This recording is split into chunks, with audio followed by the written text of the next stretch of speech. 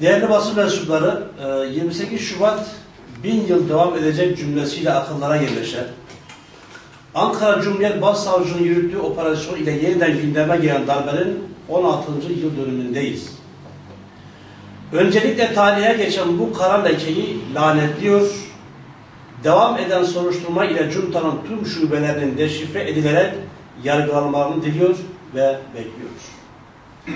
Darbecilerin değirmenine su taşıyan tüm sivil yapıların da hukuk önünde hesap verilmelerinin sağlanmasını istiyoruz.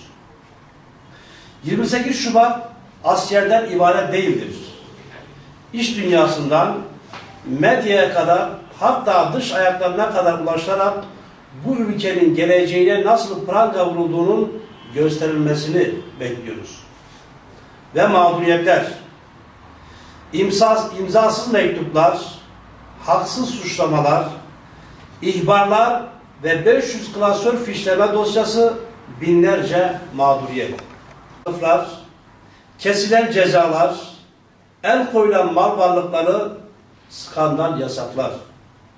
Artık hepsinin son bulmasını istiyoruz.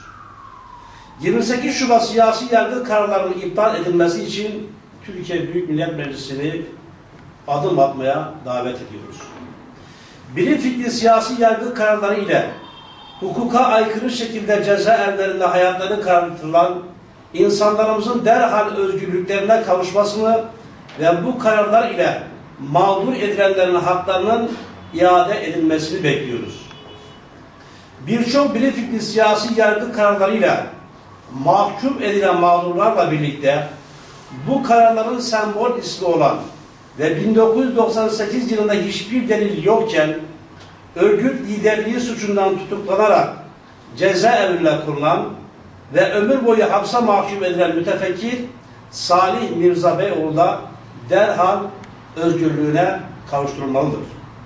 Fikirleriyle birlikte imha edilmek isteyenlerden özür dilenmeli, tecrit son bulmalıdır.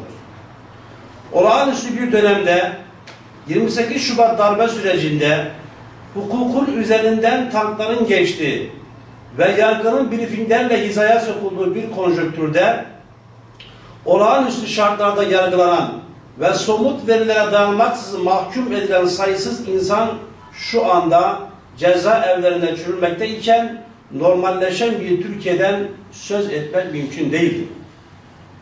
Unutulmasın ki hukuk dışı yapılanmalar eliyle kurumlara ve sivil siyasete müdahale edenlerin yargı kararlarının geçersiz sayılması elzemdir.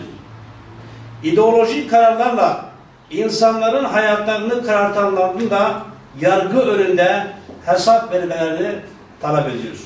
Dolayısıyla 28 Şubat siyasi yargı kararlarının da iptal edilmesini istiyoruz.